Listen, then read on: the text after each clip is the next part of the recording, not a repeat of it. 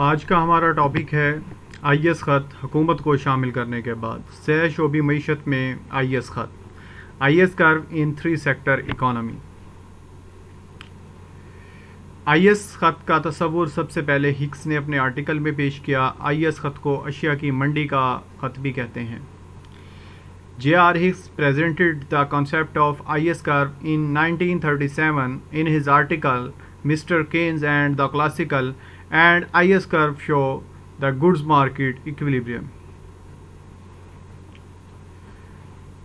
IS खत शरह सूद और कौमी आमदनी के इन मजमूओं को ज़ाहिर करता है जहाँ पर सरमायाकारी प्लस हुकूमत के अखराजात और बचत प्लस टैक्स आपस में बराबर हो जाएं। दो शोबी मईशत में हमने सरमायाकारी और बचतों को बराबर पढ़ा था। अब हुकूमत को शामिल करने के बाद हुकूमत के अखराजात और हुकूमत की आमदनी यानी कि टैक्स को शामिल किया गया है। IS curve show different combination of national income and rate of interest at which saving plus tax are equal to investment plus government expenditure. Derivation of IS curve in 3 sector economy. तवाज़नी कैफियत equilibrium y is equal to C plus I plus G। हुकूमत के अखराजात शामिल किए G for government expenditure. तफ़ाइल सर्फ consumption function C is equal to A plus B YD new है। पिछली जो हमने इक्वेशन पढ़ी है दो शोबी मईशत में उधर सिर्फ Y था, इधर YD है। YD डिस्पोजेबल इनकम को शो कर रहा है। तफ़ाइल सरमायाकारी investment function I is equal to I naught minus IR।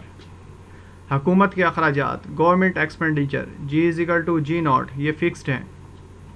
काबिल तसर्रुफ़ आमदनी डिस्पोजेबल इनकम जो कि हमने तफ़ाइल सर्फ की इक्वेशन में पढ़ा। YD is equal to Y minus T, यानी कि आमदनी में से टैक्स निकाल दिए जाएँ तो हमारे पास काबिल तसर्रुफ़ आमदनी बचती है। तफ़ाइल tax T is equal to T naught plus TY, lump sum tax plus proportional tax.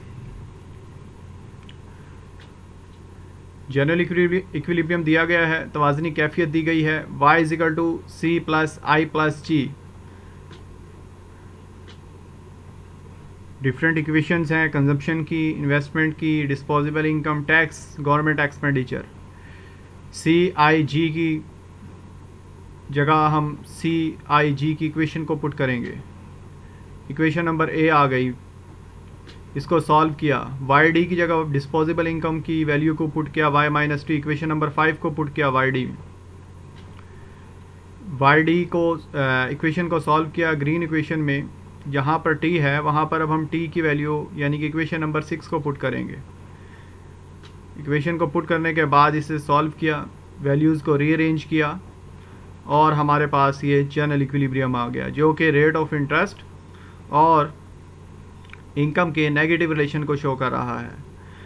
इसी इक्वेशन को हम R के लिए भी सॉल्व कर सकते हैं, यानी कि R को लेफ़्ट साइड पर ले जाएं, बाकी वैल्यूज़ को हम राइट साइड पर ले आएंगे। अब हम चलते हैं 3 सेक्टर इकोनॉमी की डायग्राम की तरफ। 3 सेक्टर आईएस कर्व की डायग्राम की तरफ चलते हैं। जैसे कि पहले 4 डायग्राम्स बनाई हैं, पहले हम 4 डायग्राम्स बना लेंगे।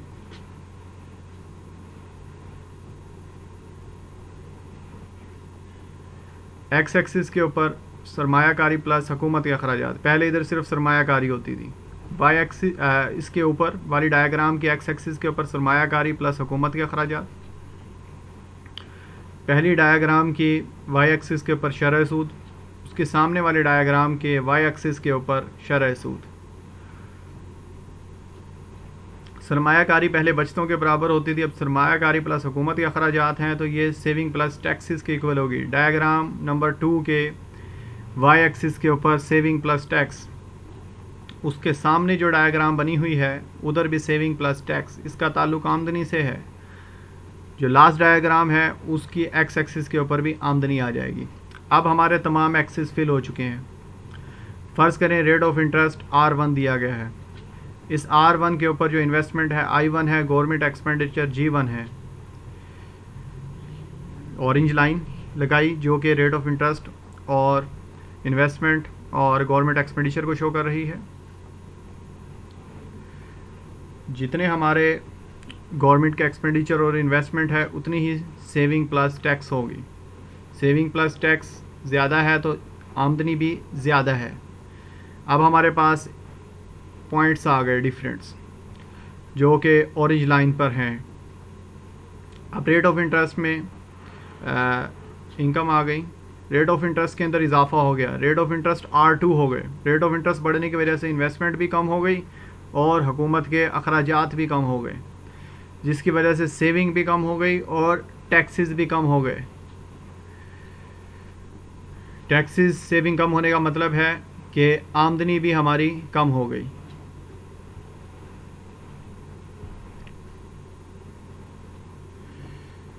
अब जो पहली डायग्राम में डिफरेंट कम्बिनेशन है रेट ऑफ इंटरेस्ट, सरमायाकारी प्लस हुकूमत के अखराजात, उनको हम मिलाएंगे तो हमारे पास कर्व आ गया MEI plus G।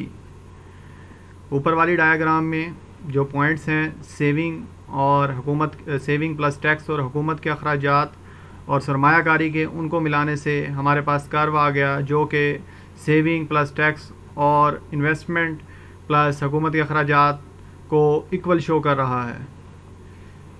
Third diagram में सेविंग प्लस टैक्स की कर्व नज़र आ रहा है आपको। डायग्राम नंबर 4 में IS कर्व हमारे पास ड्राइव हो गया जो रेट ऑफ इंटरेस्ट और आमदनी के मुख्तलिफ कम्बिनेशन को शो कर रहा है, जहाँ पर हमारी सेविंग प्लस टैक्स और इन्वेस्टमेंट प्लस गवर्नमेंट एक्सपेंडिचर आपस में बराबर हैं। इसे हम इन्वेस्टमेंट सेविंग कर कहेंगे। डायग्राम नंबर 1 के नीचे हम फर्जी लाइन जो आपको डॉट डॉट नज़र आ रही है ये लगाएंगे जो MEI को शो करेगी। इसी तरह डायग्राम नंबर 3 में ग्रीन लाइन लगाएंगे हम जो जस्ट सेविंग को शो कर रही होगी।